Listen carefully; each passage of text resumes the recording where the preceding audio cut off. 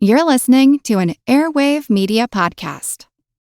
I feel like who Art Ed? We'll try to spice it. Who Art Ed? Mr. Wood, Art Ed, me. Good. Either way, it's ambiguous. It works on so many levels. I know. That's off to a great start.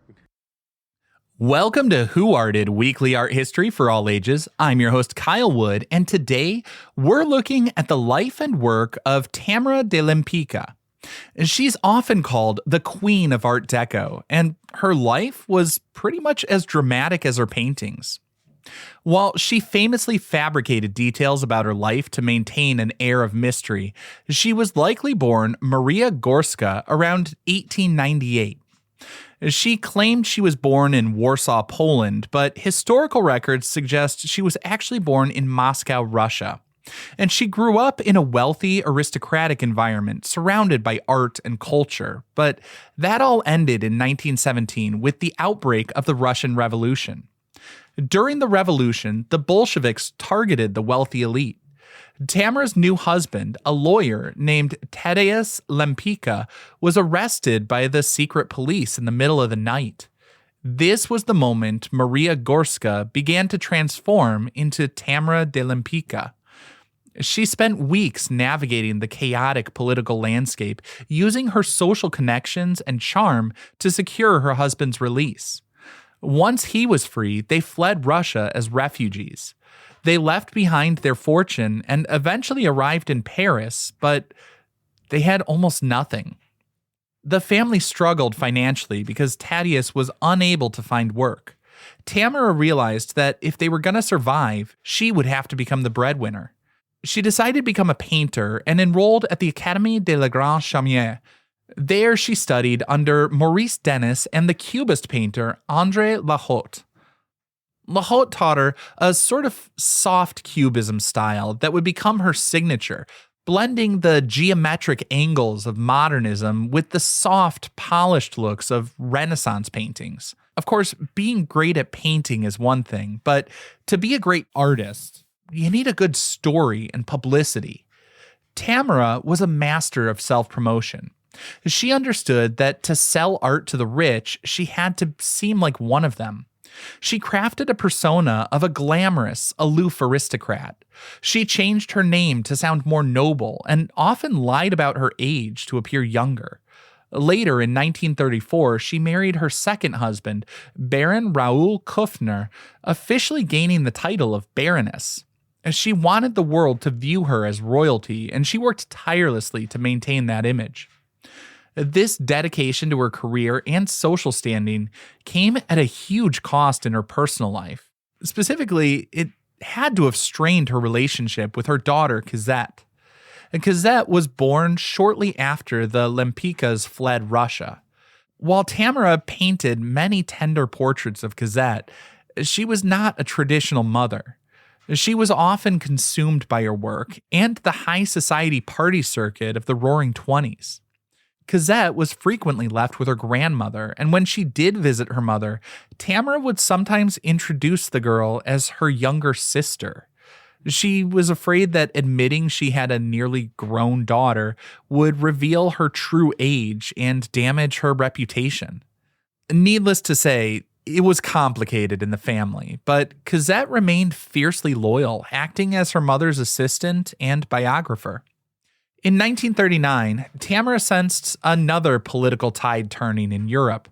Just before the outbreak of World War II, she moved to the U.S., eventually settling in Beverly Hills, California. She moved into a mansion formerly owned by the film director King Vidor and quickly became the favorite artist of the Hollywood stars. Her style was very cinematic, with dramatic lighting. It really resonated with the film industry. She became a fixture in Hollywood society, but as time went on, abstract expressionism became the dominant style, and her Art Deco work kind of just fell out of fashion. Tamara de Lempicka spent her final years in Mexico, and when she passed away, she really wanted to go out with that same sort of dramatic style she had in her life and her work.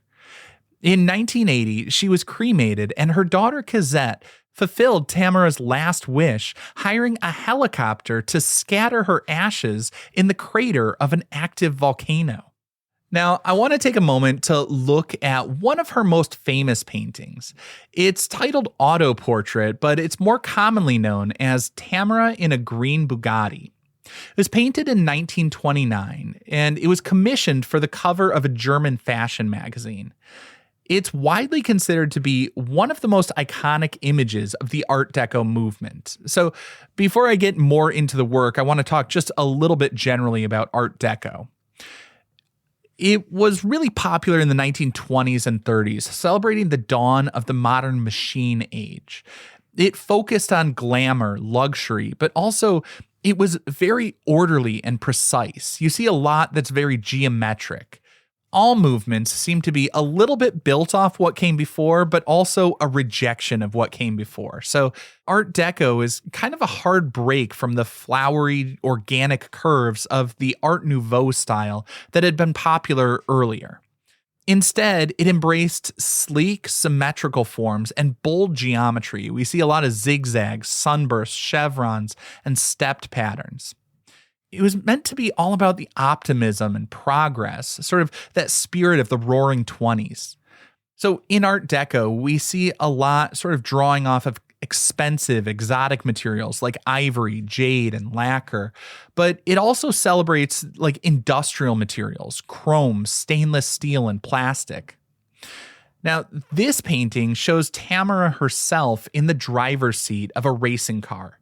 She's wearing a close-fitting leather flying helmet and driving gloves, wrapped in a gray scarf that flutters in the wind.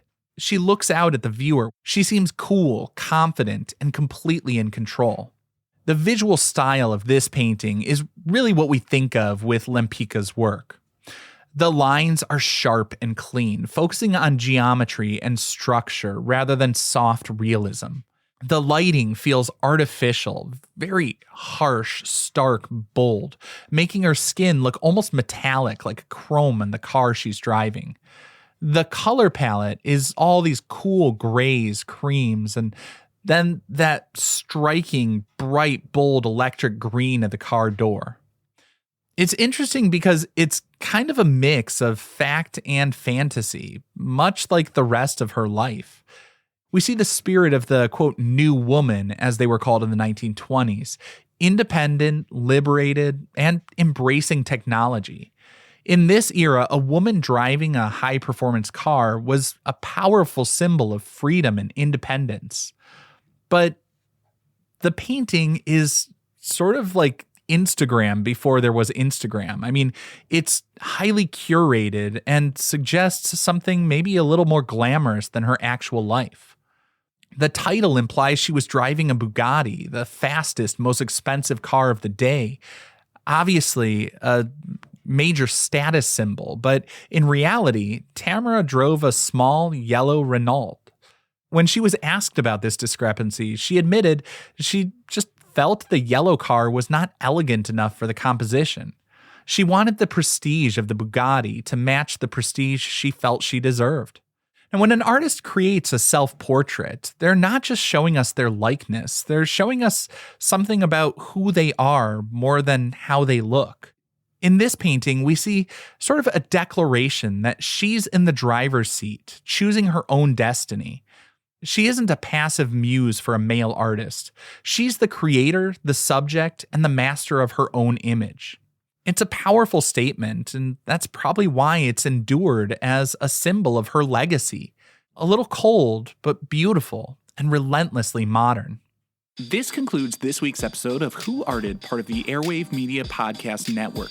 If you found this tolerable, please leave a rating or review on your favorite podcast app. You can find images of the work being discussed this week and every week on social media at Who Arted Podcast on Twitter, Instagram, and TikTok, and of course on the website whoartedpodcast.com. Podcast done.